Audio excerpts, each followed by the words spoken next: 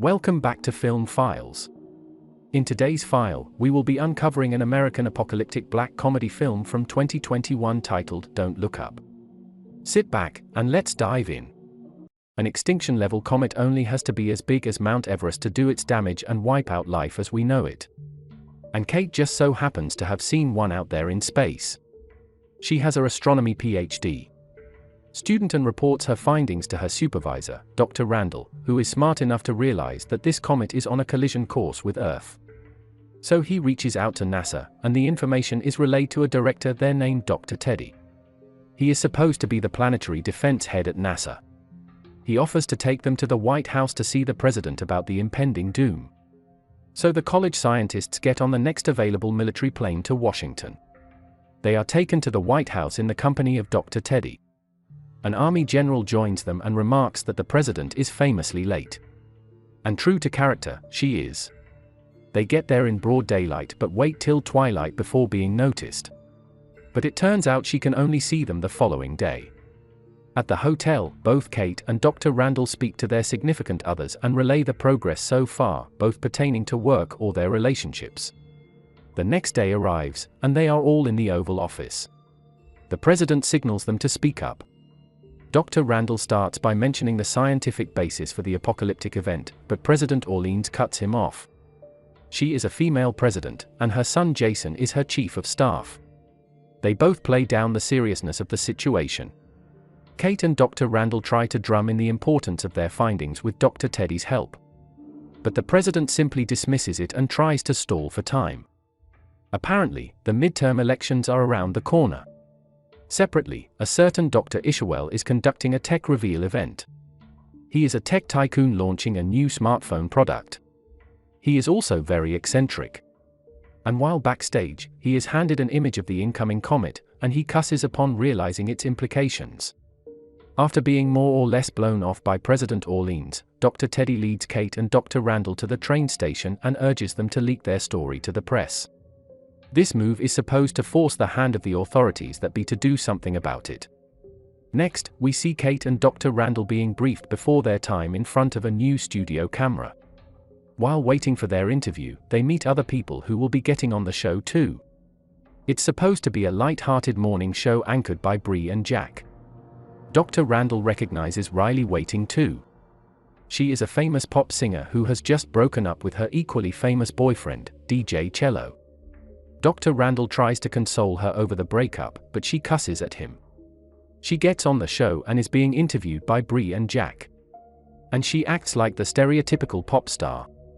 At some point, DJ Cello calls into the show and apologizes profusely for cheating on her. She apologizes too for doing the same. Then he goes as far as proposing to her on national television. As a result, the TV ratings hit the roof. Then Dr. Randall and Kate get their slot and are ushered onto the platform. Dr. Randall tries to explain what exactly humanity is looking at here. But Jack and Bree seem to be making light of the whole situation simply because their show's nature is supposed to cover more entertaining news. Kate doesn't like their nonchalance and lashes out in anger because no one seems to be taking the threat of the coming extinction event seriously. She is taken away as Dr. Randall looks on helplessly until the wrap-up. Back at the press office, the rating numbers are being analyzed. It seems viewers were more interested in Riley and DJ Cello than in news of an apocalyptic event. Dr. Randall doesn't believe what he's seeing, just as Kate gets a breakup text from her boyfriend too. The president is in the middle of a political storm for sharing pictures of her privates with a Supreme Court nominee. She will surely need all the polling points she can get to turn things around. Dr. Randall is at his house responding to comments about his findings. He is already making a habit of it when his wife calls his attention to some visitors at the door. The FBI has come to pick him up. They do the same for Kate while she is out jogging on campus. Dr. Teddy is also picked up. They are taken straight to the president's office.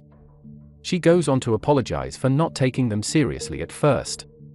She also says independent scientists have validated their findings. But Kate calls the charade for what it is.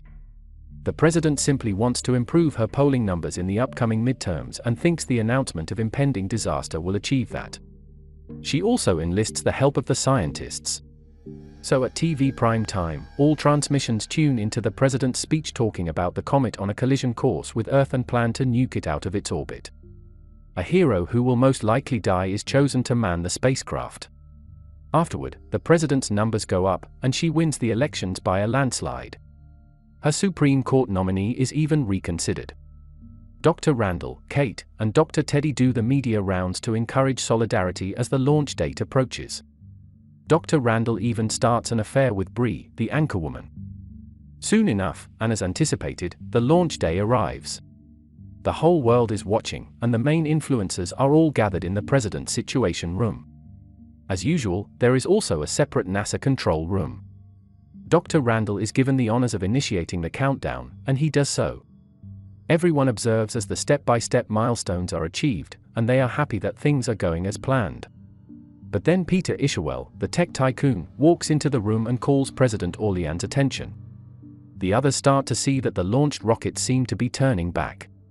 The president gets back from talking to Peter and announces that there is a problem. Next thing you know, the scientists are locked up in a room to wait things out a little, or at least to help in diffusing their anger. Then, Dr. Randall gets called up to the Presidential Situation Room. When he gets there, he meets Peter, briefing the room on the latest developments under the direction of President Orlean. Peter is essentially saying there are precious metals to be mined on the comet, and that it could be broken up into smaller manageable pieces for this purpose. That way, they could kill two birds with one stone. That is, prevent the whole comet from destroying all life and at the same time enriching everyone with the resources to be mined from it. Dr. Randall seems convinced and kinda buys into the idea. He tries to convince Kate and Dr. Teddy, but Kate publicizes what the president's team is trying to do to a group of bar customers. Then a riot is started because of what Kate said. It gets on the news wire, and the government has to take Kate off the grid where she wouldn't have the luxury to rattle the authorities. She goes to her parents' house, but they reject her because they are all for Ishawel's plan. Meanwhile, Dr. Randall's wife comes to Washington to see things for herself. She is waiting in her husband's room when he walks in with Bree. She confronts her husband as Bree suggested. Who does he prefer to go home with? But he hesitates, and his wife gets the hint. She throws his meds at him and promptly leaves. Kate is working the counter at a local grocery store when Yule and his buddies approach the counter. They recognize her from TV and try to be friendly. They plead with her that they leave without paying for their booze, and she lets them. So they invite her to their hangout spot. Dr. Randall is on the Bash Tech Company site, where prototypes of the droids that will break up and guide the comet are being built and tested.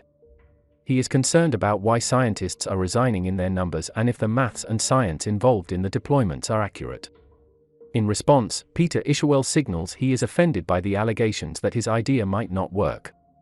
He goes on a tirade about how his AI algorithms know almost everything about everyone, especially Dr. Randall himself. He tells Dr. Randall his algorithm had suggested he would die alone. Dr. Randall gets on the morning show again, and without his wife helping with the meds, it's only a matter of time before he loses his composure. Jack and Bree are at their usual to make light of the situation, and Dr. Randall is compelled to raise his voice. He goes on a tantrum about how everyone is going to die because of the president's ineptitude and Peter Ishawel's corporate greed. Apparently, the president's people are watching too. And so again, Dr. Randall is taken off the grid too. Dr. Randall is driving downtown when he spots the anomaly in the sky. Kate sees it, too, wherever she is. Meanwhile, the president's whole campaign is based on the mantra, "Don't look up," and this publicity stunt seems to be working.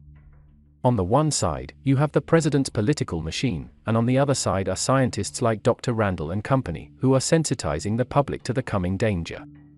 India, China, and Russia try to launch their own comet deflection mission because America has cut them off a comet mining deal. But this mission fails, so all everyone has left to hope for is the success of the Bash Industries, an American venture. At this point, the scientists can already tell that humanity's fate is sealed.